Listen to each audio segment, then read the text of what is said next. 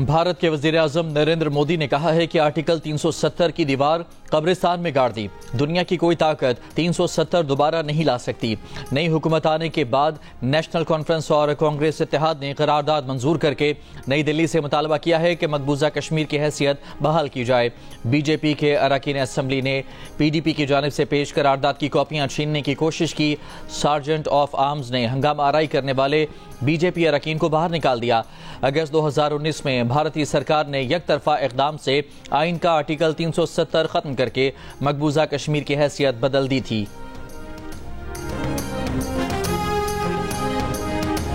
لاہور کا رات گئے بھی دنیا کے آلودہ ترین شہروں میں پہلا نمبر۔ فضا انسانی صحت کے لیے خطرناک، پارٹیکولیٹ میٹرز کی تعداد 985 ریکارڈ۔ ملتان میں بھی اسموگ کی شدت برقرار۔ اسموگ بڑھنے سے وسطی پنجاب میں موٹر ویز پر بھی حد نگاہ کم ہو گئی۔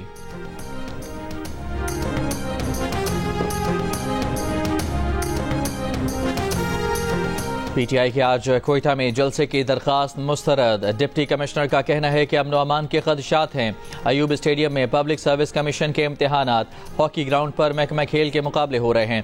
تحریک انصاف جلسہ ملتوی کرے۔ پی ٹی آئی نے آج ہاکی گراؤنڈ میں جلسے کا اعلان کیا ہے۔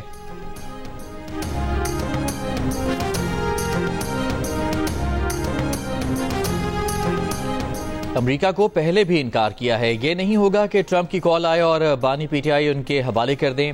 وزیر دفاع خواجہ آصف کا سوشل میڈیا پر بیان، کہا جو سمجھتے ہیں کہ پاکستان انکار کی جرات نہیں کر سکتا، سن لیں کہ نواز شریف نے $5 ارب کی امریکی پیشکش ٹھکرا کر ایٹمی دھماکہ کیا تھا۔ اس سے پہلے ایڈیٹر انویسٹیگیشن انصار عباسی نے رہنما P T I Zulfi Bukhari کے حوالے سے خبر دی تھی کہ زلفی بخاری ٹرمپ کی ٹیم اور خاندان سے رابطے میں ہیں اور ان سے بانی پی ٹی آئی کے کیس پر بات کریں گے۔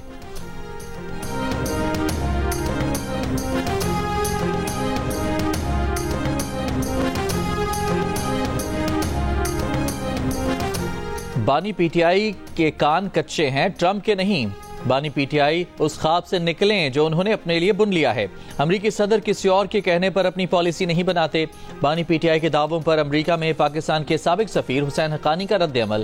جیو نیوز کے پروگرام آج شہزیب خانزادہ کے ساتھ میں بات کرتے ہوئے کہا، نہ وہ پہلے کبھی لابسٹ تھے نہ اب ہیں۔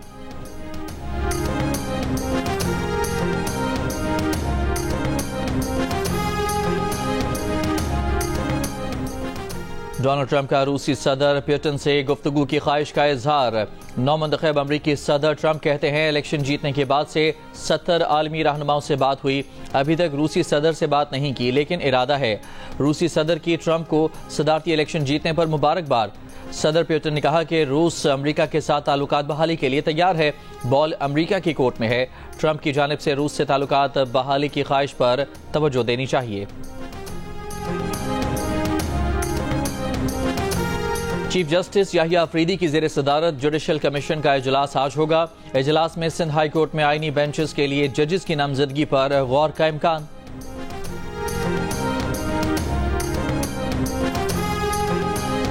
خیبر پختونخوا حکومت اور پرائمری ٹیچرز ایسوسی ایشن کے مذاکرات ناکام۔ ٹیچرز کے وفد کا احتجاج ختم کرنے کی حکومت کی شرط ماننے سے انکار۔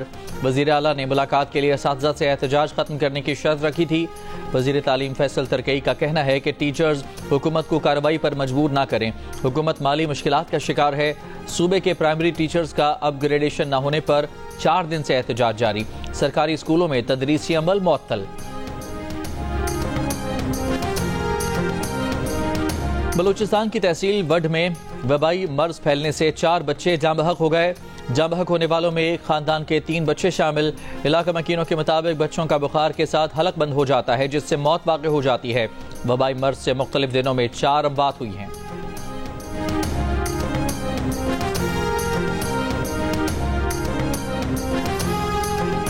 اسرائیلی سیکیورٹی فورسز کی ہٹ دھرمی۔ فرانسیسی وزیر خارجہ کو یروشلم میں موجود فرانس کے زیر انتظام مقدس مقام میں داخل ہونے سے روک دیا۔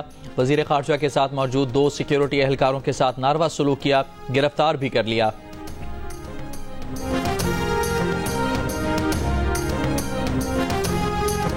جنوبی وزیرستان میں فائرنگ کا تبادلہ، 4 سیکیورٹی اہلکار شہید۔ شہداء میں نائب صوبیدار طائب شاہ، لانس نائک مزمل محمود، لانس نائک حبیب اللہ، لانس نائک گلاب زبان شامل۔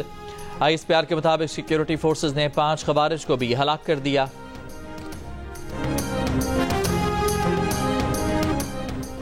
بانی پی ٹی آئی کی سیاسی رہنماؤں سے ملاقات نہ کرانے پر توہین عدالت کی درخواست پر سماعت۔ اسلام آباد ہائی کورٹ نے جیل سپرنٹینڈنٹ اڈیالہ کو آج 10 بجے طلب کر لیا۔ بانی پی ٹی آئی کے وکیل نے کہا کہ پہلے اسی عدالت سے آرڈر ہو چکے ہیں۔ اسی عدالت نے 3 وکلاء پر مشتمل کمیشن بھی قائم کیا تھا، لیکن عمل درآمد نہیں ہو رہا۔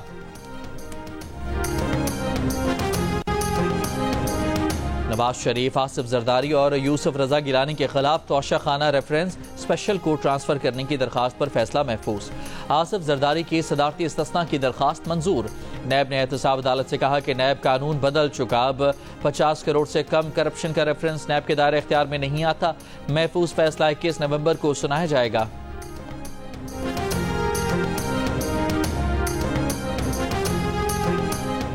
مسافر گاڑیوں پر فائرنگ کے بعد 27 دن سے بند راستے کھلوانے کے لیے ضلع کرم میں قبائل نے امن مارچ شروع کر دیا۔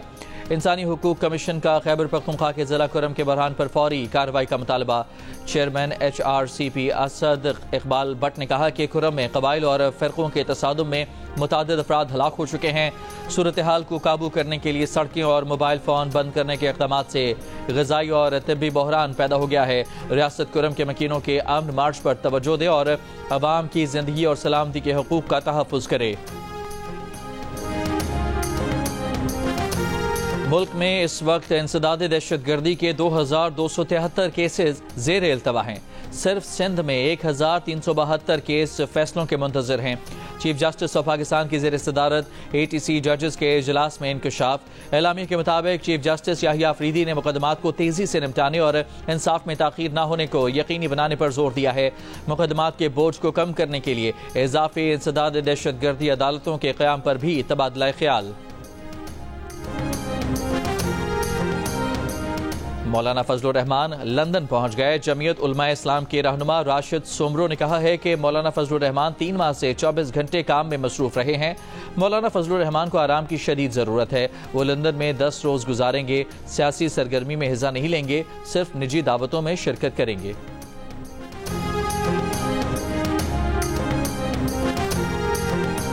ضلع کیچ کے علاقے تربت میں گرینڈ قبائلی جرگہ۔ جرگے میں گورنر اور وزیر اعلیٰ بلوچستان، کمانڈر بلوچستان کور، IGFC ساؤتھ اور علاقائی عمائدین کی شرکت۔ وزیر اعلیٰ نے کہا کہ بلوچستان میں نہتے مزدوروں کو شہید کرنا افسوسناک ہے۔ ریاستی ریٹ چیلنج کرنے والوں سے سختی سے نمٹا جائے گا۔ مقامی عمائدین کا علاقے کی ترقی اور امن و امان کے اقدامات پر اطمینان کا اظہار۔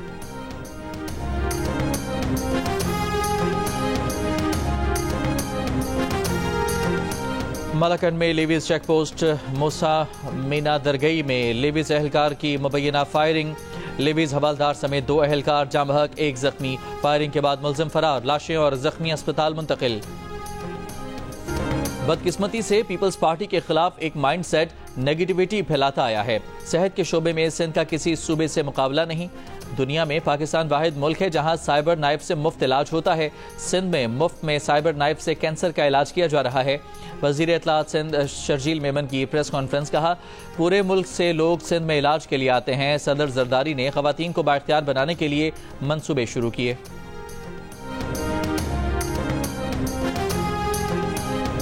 گورنر پنجاب سردار سلیم حیدر خان نے کہا ہے کہ لوگ اسموک سے بیماریوں میں مبتلا ہو رہے ہیں۔ سابق نگراں حکومت کو محسن نقوی کی قیادت میں کریڈٹ جاتا ہے کہ انہوں نے اپنے دور میں اسموک پر قابو پایا۔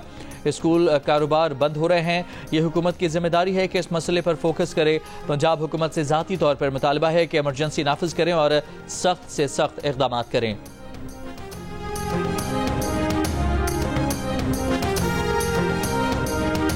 وزیر صحت سندھ ڈاکٹر عزرا پچوہو نے میڈیکل کالجز میں داخلے کے لیے MD کیٹ ٹیسٹ کی مخالفت کر دی۔ کہا طلبہ کی تعداد زیادہ ہونے کی وجہ سے ٹیسٹ میں شفافیت برقرار رکھنا مشکل ہے۔ وہ چاہتی ہیں کہ ہر یونیورسٹی اپنا ٹیسٹ خود کنڈکٹ کیا کرے۔